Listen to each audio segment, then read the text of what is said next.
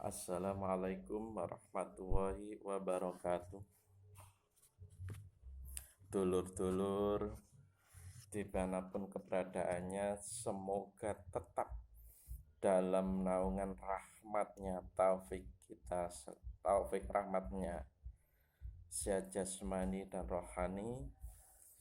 Alhamdulillah kita berjumpa lagi dalam channel Ayo Belajar. Silahkan dulur-dulur subscribe dan bunyikan tombol loncengnya agar dulur bisa update apa yang terbaru dari channel kami.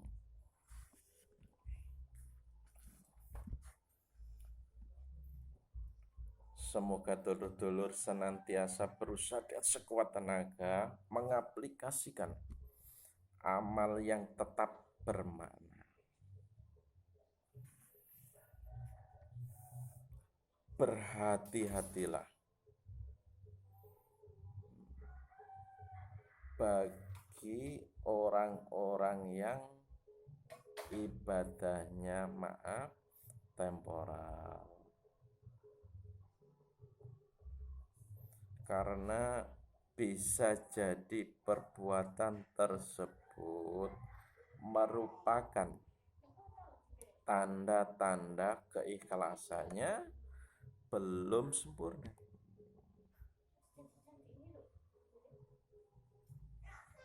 Karena aktivitas ibadah yang dilakukan secara temporal tiada lain ukurannya adalah urusan duniawi. Jadi ia hanya akan dilakukan kalau sedang butuh,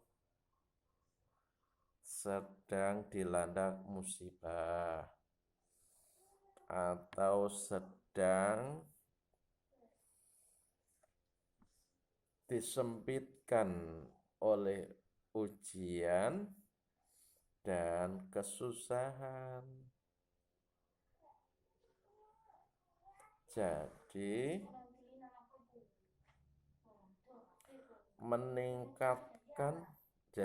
meningkatlah amal ibadahnya.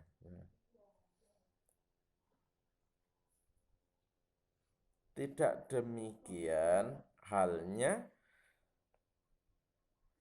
ketika pertolongan Allah datang.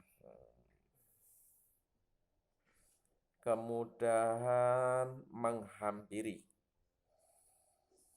kesenangan berdatangan.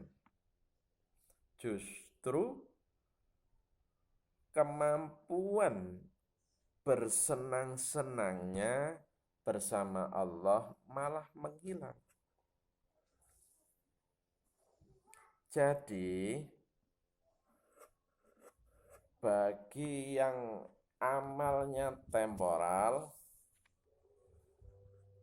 ketika menjelang pernikahan misalnya, tiba-tiba ibadahnya saja meningkat, terus sholat wajibnya tepat waktu,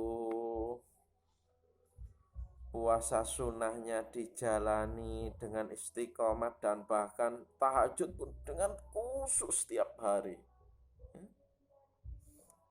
Tapi anehnya ketika sudah menikah, bayangno jangankan tahajud, sholat subuh pun terlambat.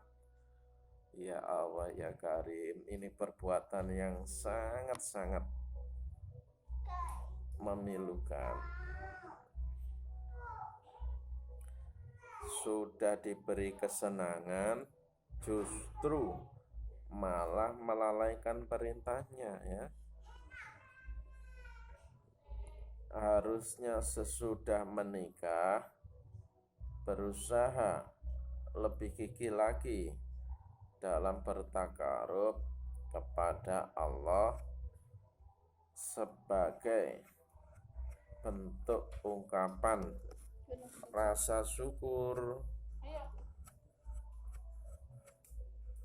ketika berwudu. Misalnya ternyata di samping ada seorang ulama yang cukup terkenal misalnya ya, sing disegani wudune pun secara nggak sadar tidak dibagus-baguskan, dipelan-pelankan.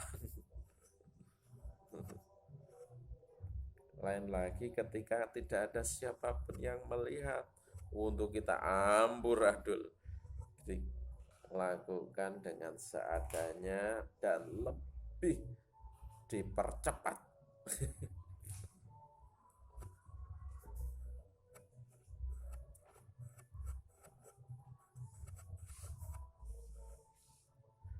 Jadi atau ketika menjadi imam sholat, atau ketika kita menjadi imam sholat, bacaan Quran kita diketar-ketarkan atau disedih-sedihkan agar jamaah jadi orang lain ikut sedih.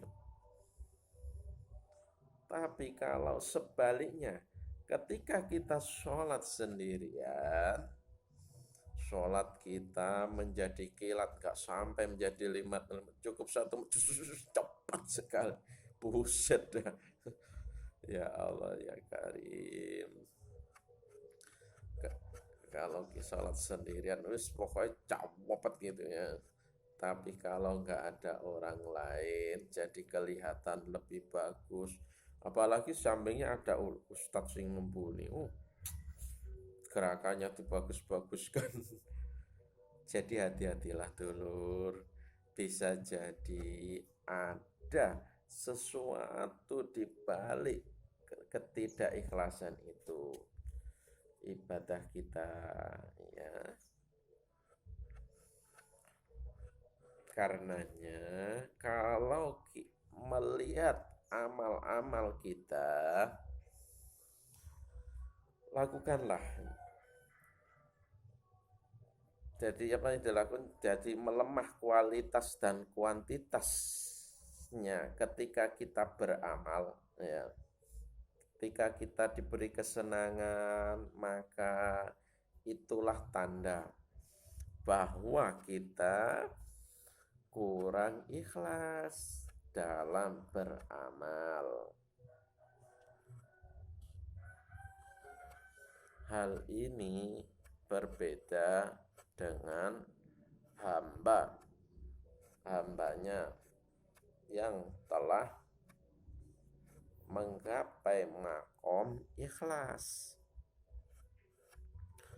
makom di mana seorang hamba itu mampu ya, jadi mampu beribadah secara istiqomah dan terus-menerus berkesinambungan.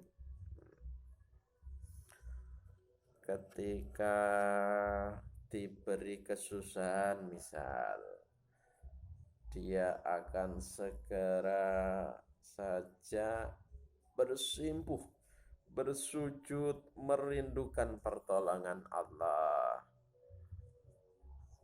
Sedangkan ketika diberi kelapangan oleh Allah dan diberikan kesenangan oleh Allah yang lebih lagi, justru dia akan semakin bersimpuh, bersyukur lagi atas segala nikmat-nikmatnya ini. Jadi orang-orang yang ikhlas adalah orang yang kualitas beramalnya dalam kondisi ada dan tidak ada, atau tidak ada kondisi amalnya. Berarti orang yang ikhlas ada dan tidak ada kondisi amalnya. Ono sing wong memperhatikan atau tidak